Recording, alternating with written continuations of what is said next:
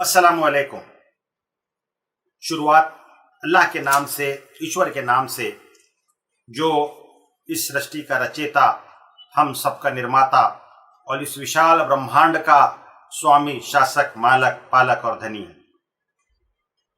मेरे तमाम ही देखने वाले भाइयों और बहनों, कुरान मजीद का संदेश, दिव्य कुरान का पैगाम, ये तमाम मानवता का पैगाम है और इसमें तमाम इंसानों को, अखिल मानव जाति को संबोधित किया गया है और मानव जाति की मुक्ति कैसे हो, उसकी नजात कैसे हो, इस दुनिया में वो कैसे अच्छी जिंदगी गुजारे और सबसे बढ़कर ये कि मरने के बाद उसको स्वर्ग मिले, जन्नत मिले।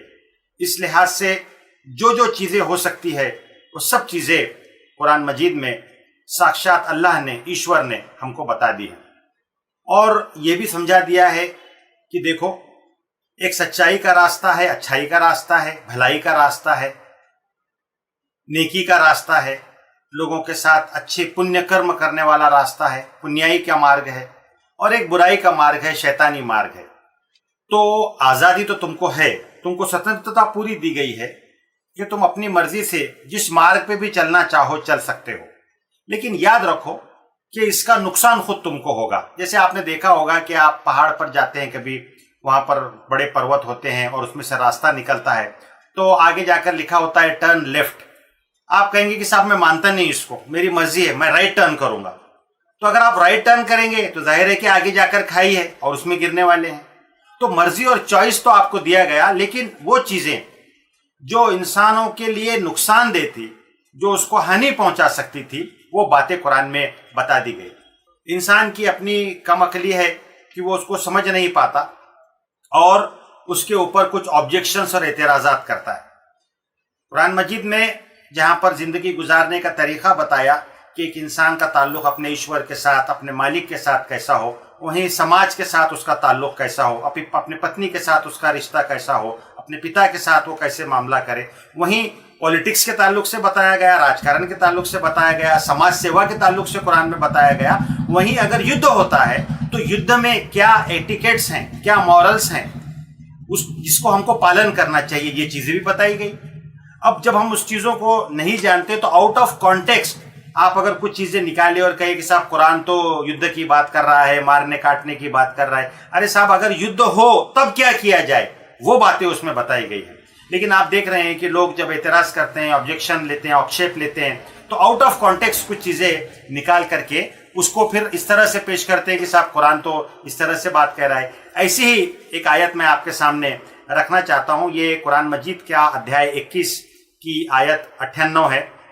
इसमें अल्लाह ताला ये बात कह रहे हैं, इन्नकुम मा ताबुदून मिन दुनिल्लाहि हस्बु जहन्नम अंतुम लहा वारिदून। कुछ लोगों ने इस आयत पर आक्षेप भी लिया। इसमें अल्लाह ताला ने यह बात कही गई है कि निश्चय ही तुम और तुम्हारे वो माबूद जिनको तुम अल्लाह को छोड़कर जिनकी तुम पूजा करते हो, ये जहन्नम का ईंधन है और वो वहां जाने वाले हैं। बहुत दो टोक अल्फाज में इसमें अल्लाह ने, ईश्वर ने ये बता दिया कि उपासना और भक्ति और पूजा, इसके लायक सिर्फ एक ही हस्ती है और वो ईश्वर है, अल्लाह है, परमेश्वर है। आप उसको जिस भी नाम से पुकारे, अबिदुल्लाह, अबिदुर रहमान, आप उसको अल्लाह कहो, रहमान कहो, ईश्वर कहो, उसको आप भगवंत कहो, परमेश्वर कहो। वो दिव्य शक्ति जो जिसने आपको और मुझे पैदा किया, जिसकी आवाज आपके और मेरे जमीर में है, आपके अंतरात्मा में जिसकी आवाज है, वो शक्ति, वो सत्य, वो परम सत्य, कहा कि तुम उसको मानो, उसकी इबादत करो, उसकी पूजा करो, उसकी भक्ति करो, उसकी उपासना करो, उसी से मदद मांगो, उसी के आगे हाथ फैलाओ, उसी की दुआ, उसी को दुआ के लिए पुकारो, वो तुम्हारी प्रार्थना सुनता है। अब कुछ झूठे खुदा हैं जो है नहीं, जो बातिल हैं, जो असत्य हैं, और वो खुदा बन जाते हैं और फिर लोगों को अपनी गुलामी पर आमादा कर लेते हैं। चाहे वो कोई भी हो, वो इंसानों में से हो, वो पर्वत हो, पहाड़ हो, नदियां हो, वो पदार्थ हो, वो वस्तु हो, जो कोई भी है। तो ये जितने झूठे खुदा हैं, जब इंसान उस असल खुदा को, अपने मालिक को नहीं पहचानते हुए इस दुनिया में वो रहता है, उस मालिक की वो खाता है और उसी के दुनिया में रहते हुए उसी की खाते हुए अगर वो उसके साथ गद्दारी करे तो ये नमक हरामी है, ये गद्दारी है। तो इसकी सजा ये बात बताई गई कि ऐसे वो लोग जो लोगों को अपनी भक्ति की तरफ बुलाते हैं, लोगों को अपने गुलामी में जकड़ते हैं और वो उनकी इबादत और उनकी भक्ति किए जाने पर वो खुश होते हैं। तो कहा गया है कि वो लोग जो इस तरह से लोगों को अपनी उपासना की तरफ, अपनी पूजा पाठ की तरफ बुलाते हैं, वो खुद भी नरक अग्नि में जाने वाले हैं। और इसी तरीके से जो लोग जानते बूझते सत्य उनको मालूम हो जाने के बाद भी एक ईश्वर को छोड़कर अनेक ईश्वर के आगे झुकते हैं, इंसान का दर्जा बड़ा श्रेष्ठ है, बहुत ऊंचा दर्जा उसको दिया गया है। वलक़द कर्रमना बनी आदम, इंसान को श्रेष्ठत्व दिया। अल्लाह के ईश्वर के बाद उसका सेकंड नंबर का स्थान है। वो सिर्फ अपने मालिक के आगे सजदा करे, उसी के आगे झुके, उसी की मन्नतें माने, उसी से दुआएं मांगे। अगर वो ये उसको छोड़ करके दूसरों के आगे झुकता है, दूसरों के आगे सजदा रेज होता है, तो ये अंधविश्वास है, ये गुलामी में ले जाने वाली चीजें हैं।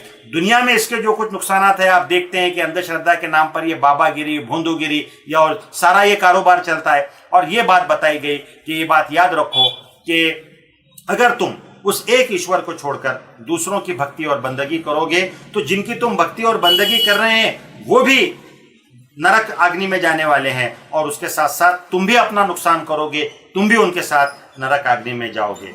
मेरे मोहतरम भाइयों, मेरे प्यारी बहनों, मैं आपसे ये बात बताना चाहता हूँ कि थोड़ा सा रुक करके इसमें हम गौर करें कि मरने के बाद अगर कल को ऐसा हो जाए कि हम अल्लाह को छोड़कर अगर हम दूसरे की उपासना और भक्ति करते हैं और उसके मालिक के सामने कल मरने के बाद दोबारा हमको खड़ा किया जाए, तो वो लोग जिनकी भक्ति की जाती है, बड़े गुरु होने दीजिए, बड़े बाबा होने दीजिए, जो कुछ भी होंगे, देखिए एक होता है कि हमारे गुरु की बात हम माने, अपने नबियों का कहना माने, संत लोग हैं, नेक लोग हैं, उनके बताए हुए रास्ते पर चले, ये इसको नहीं रोका गया, अच्छाई के मार्ग पर जाने से नहीं रोका गया। लेकिन होता क्या है कि उनको खुदाई का दर्जा देकर उनकी भक्ति करना, उनकी उपासना करना, उनकी बंदगी करना, समझना कि ये कोई गैरमामूली शक्ति रखते हैं जो मेरे जीवन को बदल सकते हैं, ये तमाम चीजें अंधविश्वास है। इस दुनिया का शासक, मालक, स्वामी, पालक एक ही है, वो एक ईश्वर है। ला इलाहा इल्लल्लाह इस्लाम की बुनियाद है, एकेश्वर तत्व, तौहीद, ये इसका आत्मा है। हम सब मिलकर उस एक ईश्वर को अगर मानेंगे तभी हम इस दुनिया में भी कामयाब हो सकेंगे, और सबसे बढ़कर ये कि अपने मालिक के आगे हमको मुक्ति मिलेगी, हमेशा की जन्नत मिलेगी, हमेशा का चिरतारुण्य जहां पर रहेगा वो स्वर्ग मिलेगी। आइए हम सब दुआ करें कि ईश्वर हमको सत विवेक बुद्धि दे, हमको सत्य मार्ग बताए और अपने रास्ते पर चलने वाला हमको बना दे। बहुत शुक्रिया।